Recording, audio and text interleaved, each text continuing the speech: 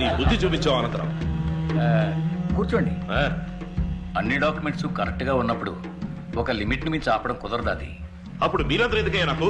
Government ఉన్నది మీ ఒక్కరి కోసమే కాదు, ప్రజల కోసం 4 మంచి ప్రాజెక్టులు వస్తున్నప్పుడు 1 2 అనుమతించాల్సి వస్తుంది. రే వేణు, ఏంట్రా ఇంత బాధ్యతగా మాట్లాడుతున్నాడు? వాడిచ్చిన 50s బాగా పనిచేస్తుందండి. మరి నేనిచ్చిన సీలన్నిటికీ నాకు ఏనా? మీరు ఇచ్చిన దానికంటే ఎక్కువే చేయించుకున్నారు. మిగతా వాళ్ళని 4 డబ్బులు చూడండి. ఆర్డర్ మార్చవన్నమాట. మార్చడం కుదరదు, అన్ని కరెక్ట్ గా ఉన్నాయి. జీవో కూడా పాస్ చేశాం. నిన్నే మార్చేస్తే, నీ గవర్నమెంట్ను కూలిస్తే, నిన్ను ప్రతిపక్షంలోకి నెట్టేస్తే ఇక నీ గవర్నమెంట్ ఉండదా అనంతరావు?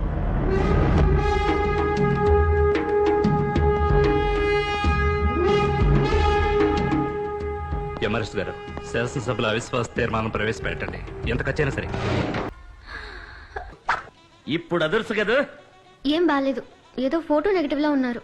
ఏంటి ఎగతాళా? నల్లగా ఉన్నారు, కష్టపడి తెల్లగా మారుస్తూ బాగలేదంటారేంటి? మీ దగ్గర నాకు నచ్చిందా నలిపేనండి. ఇదేదో తెచ్చి పెట్టుకున్నట్టు. అమ్మయ్య ప్రతిపోయవరా, తొందరగా వెళ్ళి ఒంటికి పూసుకున్నా తెల్లబెట్టి కడుక్కొచ్చాయి.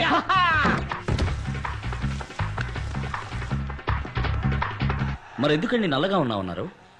క్షమించండి, నేను చెప్పిన దాన్ని మీరు ఇంత సీరియస్ గా తీసుకుంటారని నేను అనుకోలేదు. నేను తిరస్కరించడానికి నిజమైన కారణం నలుపు కాదండి, జాతకం. చిత్త మృగశీర్ష ధనిష్టలకు వివాహంబు జరిగనేని సత్యము వరుణకు మరణ ప్రాప్తి, తప్పదు వధువుకు వైధవ్య ప్రాప్తి అని సుఖమహర్షి చెప్పారు. అబ్బాయి శివాజీది చిత్త, అమ్మాయి ఉమాదేవిది ధనిష్ట. దీన్ని రజ్జు దోషం అంటారు. 13 పొంతనల్లో ఏ పొంతన ఎలా ఉన్నప్పటికీ రజ్జు పొంతన చాలా ముఖ్యం. ఈ 2 జాతకాలకు పొంతన కుదరదు. వీరిద్దరి జాతకాల్లోనూ జన్మ లగ్నం నుంచి 2, 7, 9 స్థానాల్లో పాపగ్రహాలున్నాయి. భరించలేని ఆర్థిక ఇబ్బందులు ఎదురవుతాయి. అమ్మాయి వల్ల అబ్బాయికి గండం ఉంది. కాదు కూడదని మీరు పెళ్లి చేస్తే అబ్బాయి ప్రాణాలకే ప్రమాదం. ఏమిటి అంత మాట అన్నాడు? ఇవిగో చూడండి, నాలుక మీద మచ్చలు. నా వాక్కు భరిస్తుంది. మంచి చేయడానికి వచ్చారు. నన్ను పెళ్లి చేసుకోవడం వల్ల మీకే చెడు జరగకూడదని నేను అలా చెప్పాను. ఇంతేనా? ఇదా సమస్య? అయ్యో, మా జ్యోతిష్కుడు ఏం చెప్పాడు తెలుసా? నేను మిమ్మల్ని పెళ్లి చేసుకుంటే ఇప్పుడు 200 కోట్లీశ్వరునైన నేను 1000 కోట్లీశ్వరుని అవుతానంట. సెకండ్ ఒపీనియన్ కోసం రాజమండ్రి సిద్ధాంతి గారిని అడిగాం. ఆయన ఏమన్నారో చెప్పనా? ఆల్రెడీ ఈ 2 జాతకాలకి పెళ్లైపోయింది, కవల పిల్లలు ఆన్ ది వే అన్నారు. ఇందులో ఏది నమ్ముతారు? ఇవన్నీ పట్టించుకుంటే మనం ప్రశాంతంగా బతకలేం. నాకు మీరు నచ్చారు, మీకు మరి మధ్యలో ఇవన్నీ ఎందుకు? చచ్చే రోజు తెలిస్తే మనం బతుకుతున్న రోజు నరకం అవుతుంది. సంతోషమేనండి ముఖ్యం. నన్ను పెళ్లి చేసుకోవటం మీకు సంతోషమేగా? కూల్. స్వస్తి శ్రీ చాంద్రమాన వ్యయనామ సంవత్సర వైశాఖ శుద్ధ దశమి గురువారం నాడు శ్రీ రామలింగం గారి ఏకైక పుత్రిక చెలసో ఉమాదేవికి, సుభాష్ నగర వాస్తవ్యులు శ్రీ బలరామయ్య గారి ఏకైక పుత్రుడు చిరంజీవి శివాజీకి వివాహం జరుపుటకు పెద్దలు సుముహూర్తం నిశ్చయించడమైనది. శాసనసభలో పాలకపక్షం మీద ప్రవేశపెట్టిన అవిశ్వాస తీర్మానం నెగ్గిన కారణంగా గవర్నర్ ప్రతిపక్ష నాయకులను ప్రభుత్వం ఏర్పాటు చేయవలసిందిగా ఆహ్వానించి 10 రోజుల్లో మెజారిటీ నిరూపించుకోవాల్సిందిగా గడువు విధించారు. ఈ నేపథ్యంలో అన్ని ప్రభుత్వ శాఖలకి నూతన మంత్రుల చేత గవర్నర్ పదవీ ప్రమాణ స్వీకారం చేయించబోతున్నారు.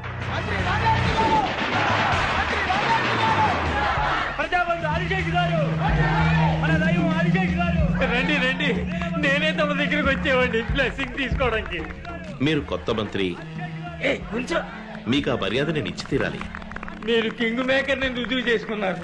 కృతజ్ఞుడయ్యా, కృతజ్ఞుడి. కృతజ్ఞత మాటల్లో కాదు, చేతల్లో ఉండాలి. అయ్యా, తమరు ఆదిశేషులైతే నేను అల్శేషనయ్యా. జీవితాంతం తోకాడిస్తూ పడి ఉంటా.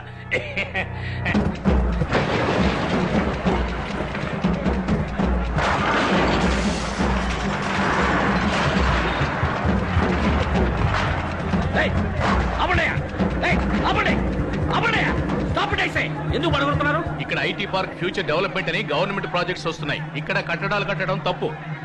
పడగొట్టండి. ఏమనుకుంటున్నారయ్యా? మనిషికో కారణం చెప్తున్నారు, ఆవు అంటే పడగొడుతున్నారు. 50 కోట్లు తీసుకుని ఇంక మీద ఏ సమస్య రాదని చెప్పారు. ఇప్పుడు ఇదేంటయ్యా? సార్ ఇది కొత్త గవర్నమెంట్ ఆర్డర్. కావాలంటే నేను రేపు పొద్దున వస్తాను. ఈలోగా ఎవరితోనైనా మాట్లాడి ఏం చేయగలరో చేయండి. ఏ సార్ అక్కడ గవర్నమెంట్ ప్రాజెక్ట్ వస్తుంది. ఏ బుద్ధి లేని మీద ఇచ్చారు మీకు పర్మిషన్? నో ఇది రాంగ్ ప్రాజెక్ట్. పర్మిషన్ ఇవ్వకూడదు. సార్ నేనేం తప్పు చేశాను సార్? నన్ను ఎందుకు ఇలా వేధిస్తారు? మంచి చేయడానికి వచ్చినందుకు ఎంత శిక్ష? అన్ని మెట్లు ఎక్కి దిగేశాం. టేబుల్ కి బెంచ్కి అధికారికి మంత్రికి వాడు వీడని అందరికీ ఎంత ఇవ్వాలో అంతా ఇచ్చేసాం. మీరు ఇచ్చింది ఆ ముఠాకి, ఆ మంత్రులకి. మేము ఫ్రెష్ బోలెడంత ఖర్చు పెట్టుకొచ్చాను నాన్న. సీటు ఖరీదు, ఎలక్షన్ ఎక్స్పెన్స్, పబ్లిసిటీ ఎక్స్పెన్స్, ఎమ్మెల్యేలు కొనడం, కాస్ట్ ఆఫ్ పాలిటిక్స్ చాలా ఎక్కువైంది. ఇప్పుడు మేమేం చేయాలి చెప్పండి. మీ ప్రాజెక్ట్ వాల్యూ ఎంత? ఎన్నిసార్లు ఇదే ప్రశ్న అడుగుతారా? ఏంటి ఏమన్నారు? ఏం లేదు సార్, 200 కోట్లు. అందులో 25%, ఓ 50 కోట్లు మా సంక్షేమ నిధికి ఇచ్చేయండి. మిగతా నేను చూసుకుంటా. నేనేమన్నా మృతం చేయడానికి పర్మిషన్ అడిగానా? సారా కట్టడానికి పర్మిషన్ అడిగాను. చెడగొట్టకు శివాజీ. గాంధీకి మండపం కట్టాలన్నా కూడా వీళ్ళు డబ్బులు అడుగుతారు. రే మామ నోడ్రా, పర్మిషన్ ఉంటా కుదురుతుందా కుదరదా? మర్యాద డబ్బులు తీసుకుని నీకు మర్యాద ఏంట్రా? ఎక్కడికి వచ్చి ఎవరితో ఏం మాట్లాడుతున్నావు నువ్వు? డబ్బులు ఇవ్వకుండా నువ్వు ఆ యూనివర్సిటీ ఓపెన్ చేయడం కుదరదు. ఇవ్వను, ఒక్క పైసా కూడా ఇవ్వను. నేను కోర్టుకెళ్తాను. కింద కోర్టు, మధ్య కోర్టు, పై court, magistrate court, appellate court, sessions court, high court, supreme court అని. ఈ దేశంలో న్యాయం అనేది ఏదో ఒక మూల కాస్త మిగిలి ఉంటుంది. దాన్ని తప్పి తీస్తాను. వెళ్ళి ప్రయత్నించు.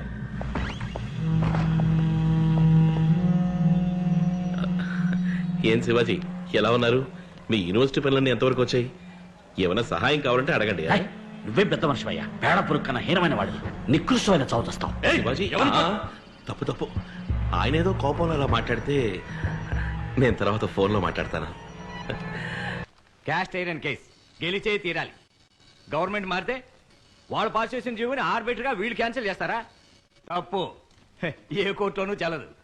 రేపు పొద్దున కోర్టుకు పోయి ఓ రిట్ పడేసి ఆ స్టే ఆర్డర్ వికెట్ చేయిస్తా. లేదా స్టే ఆర్డర్ తీసుకుందాం. ఇది నా 25 ఏళ్ల ఆశయం, 20 ఏళ్ల శ్రమ. నేను సంపాదించిందంతా ఇందులో పెట్టాను. హ, ఉన్న ఇల్లు, ఉన్న ఆస్తి అంతా తాకట్టు పెట్టాను. దీన్ని ఎలాగైనా మీరే కాపాడాలి. దిగులు పడకండి. అన్ని ఫైల్స్ మీద సంతకాలు పెట్టి అప్రూవ్ అయిన తర్వాతే కదా స్టార్ట్ చేశారు. నేను చూసుకుంటాను. సుందరం సార్ ఫీజు సంగతి తర్వాత చూస్తున్నాం. కొంచెం అడ్వాన్స్ ఇచ్చాను. ఎంత సార్? 20 lakhs. 20 లక్షల? 200 కోట్ల ప్రాజెక్ట్ కాపాడబోతున్నానుగా. బ్యాంకులోనూ డబ్బు లేదు. ఓవర్ డ్రాఫ్ట్ లిమిట్ కూడా దాటేశాను.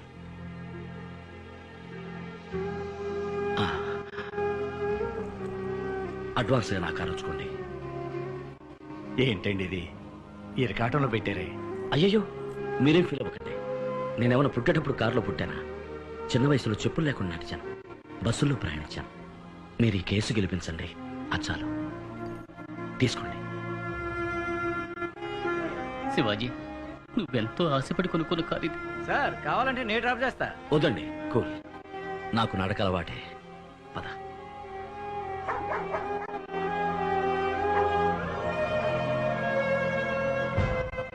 మీరు శివాజీ ఫౌండేషన్ స్టార్ట్ చేసే ముందు అన్ని ప్రభుత్వ శాఖలు అనుమతి నిరాకరించింది నిజమేనా? నిజమేనండి. 16 శాఖలకి చెందిన గవర్నమెంట్ ఆఫీసర్లకి 4 కోట్ల రూపాయలు లంచం ఇచ్చింది నిజమేనా? అబ్జెక్షన్. లంచం తీసుకోవడానికే అనుమతి నిరాకరించారు. మధ్యలో మాట్లాడకండి, మీ వాదన పూర్తి అయిపోయింది. 4 కోట్ల రూపాయలు లంచం ఇచ్చింది నిజమా కాదా? నిజమే, కానీ మినిస్టర్ ఆనందరావు అనుమతి నిరాకరించింది నిజమేనా? నిజమేనండి. వారికి 50 కోట్లు లంచం ఇచ్చింది నిజమేనా? ఇచ్చాను. That's all, Your దేశానికి Honor. మంచి జరుగుతుందన్న ఉద్దేశంతో. I was cornered, I was helpless.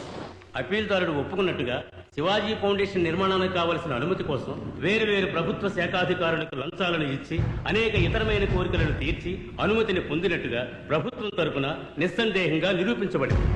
కనుక శివాజీ గారి యూనివర్సిటీ కట్టడాన్ని రద్దు చేయడం చట్ట ప్రకారం న్యాయమే. ఇంతవరకు కట్టిన భవన సముదాయాన్ని కూల్చివేయడానికి ఆజ్ఞాపించవలసిందిగా ఈ ప్రభుత్వాన్ని కోర్టు ఆదేశిస్తోంది. అందుకు గాను ఏ విధమైన నష్టపరిహారాన్ని ఈ ప్రభుత్వం చెల్లించవలసింది.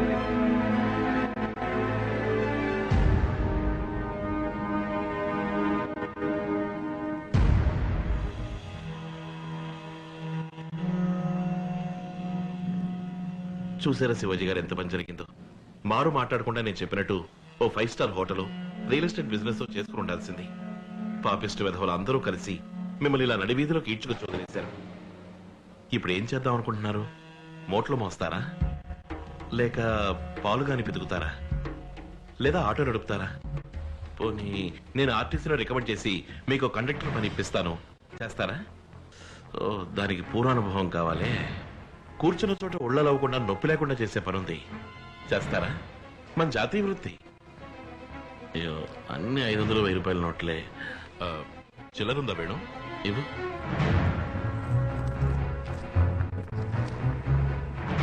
అమ్మా తల్లి జగన్మాత, వీరు చేయబోయే పని విజయవంతం కావాలమ్మా. నా హస్తవాసి చాలా మంచిది. మొదటి పోనీ నేనే చేస్తాను.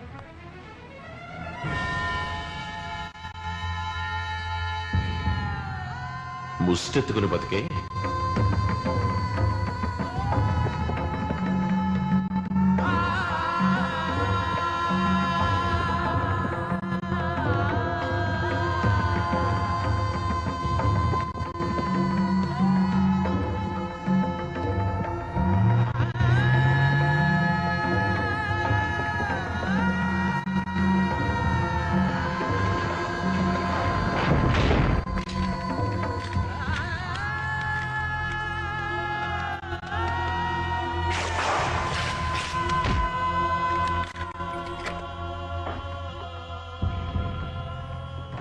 ఎక్స్క్యూజ్ మీ సార్, ఈ ఇల్లు, మిగతా ప్రాపర్టీస్, ఇక్కడున్న వస్తువులు అన్నిటికీ వెలకట్టినా కూడా మీరు తీసుకున్న అప్పుకి సరిపోదు సార్. వాల్యుయేషన్ పూర్తయ్యే వరకు ఈ ఇంట్లో నుంచి ఒక ప్రాపర్టీ కూడా బయటే పోకూడదు. సారీ. మీ రోలెక్స్ కూడా మా లిస్టులో ఉంది సార్.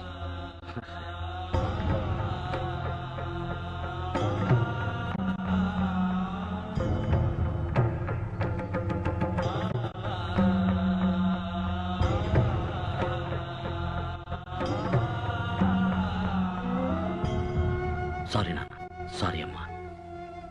నేను మంచి స్థితికి వచ్చేదాకా మీరు ఊర్లో ఉండండి. మాకే బాధ లేదు బాబు. నువ్వు అమెరికా వెళ్లే ముందు మన పరిస్థితి ఇదేగా.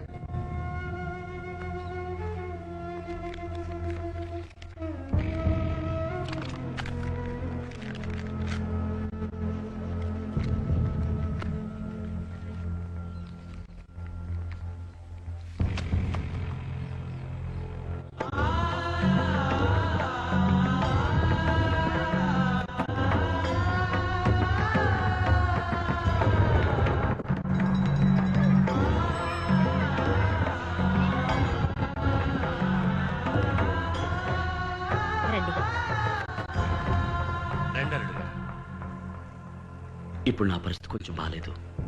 పెళ్లి కొంచెం వాయిదా వేసుకుందాం, అది చెప్పెళ్దామని వచ్చాను. అలాగే బాబు, మీరు ఎప్పుడంటే అప్పుడే పెళ్లి జరిపిద్దాం.